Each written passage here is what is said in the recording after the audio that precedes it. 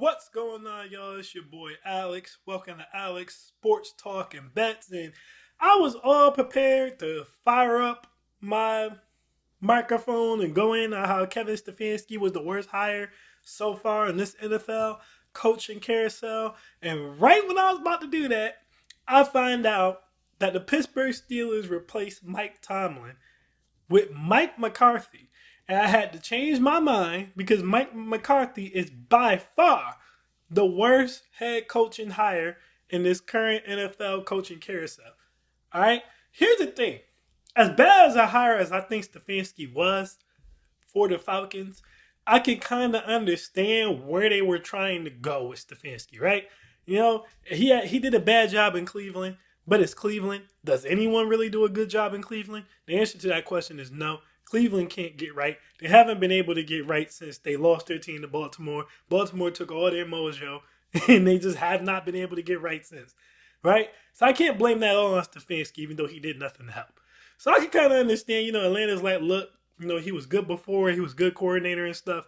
Let's give him a fresh start. Bring him here in Atlanta where he has talent and see what he can do. I still think it was a terrible hire, but at least I can kind of see what the idea was. But to me, Pittsburgh bringing in Mike McCarthy, it's not even a lateral move. It's a downgrade. And the reason I say that is you could look at it like, okay, Mike Tomlin's got one Super Bowl win. Mike McCarthy's got one Super Bowl win. Right? But here's the difference. Mike Tomlin was going to get you to the playoffs every single year, pretty much no matter who you gave him on the roster. He was going to get you there, right? Mike McCarthy is on a current downhill trend. He's been on a downhill trend. He was on a downhill. Mike McCarthy was so bad his last year in Green Bay. They thought Aaron Rodgers was washed. Lo and behold, they bring in Matt LaFleur. He has two more MVP seasons. So obviously that was not the case, right? Now, me being a former Green Bay fan, I can tell you guys, Mike McCarthy does not run the ball. You're not going to have a good defense under him. It's going to be 40 to 50 passes a game, mostly short ones. It's going to be pure old school West Coast offense. You're not running the football. Your offensive line better be able to pass block, right? And you better have a quarterback, or he's just not going to work. Does Pittsburgh have a quarterback? Nope. So I don't understand how this is going to work unless you're banking on Aaron Rodgers coming back, which I personally don't see happening because he could say out of his mouth he likes Mike McCarthy, but I don't think he does. At least not currently. I don't see it. I don't think he does. So you bring Mike McCarthy in here to do what? Mike Tomlin's been to two Super Bowls, won one.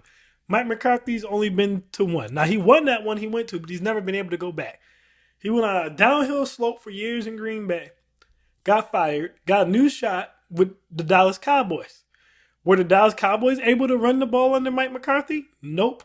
They threw the ball all the time with Dak Prescott and CeeDee Lamb in them. Their defense mostly was bad. They had a couple of good years sprinkled in there, but mostly they were bad. They accomplished nothing in the playoffs. I think they won like one playoff game under Mike McCarthy, maybe two. But they lost the vast majority of their playoff games, right? So I just don't understand. Green Bay felt like they had to fire him so that they could get over the hump and actually get to a Super Bowl, right? Dallas felt like they had to fire him so they could get over the hump and win a playoff game. So now you bring him into Pittsburgh, that's way less talented than that Green Bay team he got fired from was. Way less talented than that Dallas team that he got fired from was. And he's way less talented than the coach you fired him for. So what are we doing with this move? He's also an offensively oriented coach when you don't even have a quarterback. He's an offensive oriented coach who wants to pass the ball damn near every play, and you don't have a quarterback, nor do you have a strong receiver core. If Calvin Austin is arguably your second best receiver, you're in trouble. Adam Thielen's about done. Aaron Rodgers is about done. This is a rebuilding offense. I don't understand Pittsburgh. I don't get it. It's like Pittsburgh's refusing to move with the times. They didn't get a young coach. They haven't drafted a quarterback. They haven't started their rebuild. They keep trying to piece together a team that's good enough to keep them relevant, but they're becoming irrelevant by doing that. They're becoming irrelevant by doing it. So I can't find anything positive about the Steelers deciding to hire Mike McCarthy. Nothing. I cannot find anything positive about it. Like, and I'm thinking the only reason I could even think honestly that they would even make this move out of all the people who were available is if they were thinking, well, he's a Pittsburgh guy, so let's bring a Pittsburgh guy back home. Which, knowing how old the ownership in Pittsburgh is, that might have been what they were thinking. Let's bring a Pittsburgh guy home and put him in here and see if he can get things right. But it was a mistake. The problem Pittsburgh's been having, in my opinion, really going back to Roethlisberger. They held on to Roethlisberger too long. 9 times out of 10, I've talked about this before. If your Hall of Fame quarterback retires on your team and he doesn't retire early, right? Like if he's not pulling the Andrew Luck and retiring early, that's a bad sign. That's a bad. Did Joe Montana retire in the 49ers? No. Why? Because when the 49ers seen Joe Montana was declining and he didn't want to stop playing, they got rid of him. You guys understand what I'm saying? This is a trend of almost every single Hall of Fame quarterback. The team sees a downward trend, they cut the cord. Did Aaron Rodgers retire a Packer? No. They seen the downward trend, they cut the cord. This is what you're supposed to do. Otherwise, you let the quarterback hold your team hostage and you can't properly rebuild and move on. Or you're going to have a long-ass rebuild. Look at the Giants. Another prime example. The Giants held on to Eli Manning until he didn't want to play anymore. They've been stuck in turmoil ever since. So that was Pittsburgh's first big mistake. Not having a succession plan for Ben Roethlisberger. The second big mistake was not accepting the rebuild. Trying to patchwork a team so they can quote-unquote stay relevant. And just accept the rebuild. You don't have your quarterback of the future. Now, to be fair to them, they did try one time with Kenny Pickett. Let me not skip that. They did try that whole thing. But Kenny Pickett, in my opinion, was never someone you draft if you're trying. And again, what was Kenny Pickett? A Pittsburgh guy. What is Mike McCarthy? A Pittsburgh guy. But I digress. See, that shit gets you caught up. Don't listen. There's 2 times you should never make a decision. When you're highly emotional and when you're desperate. Which, to be fair, is still highly emotional because desperation is an emotion.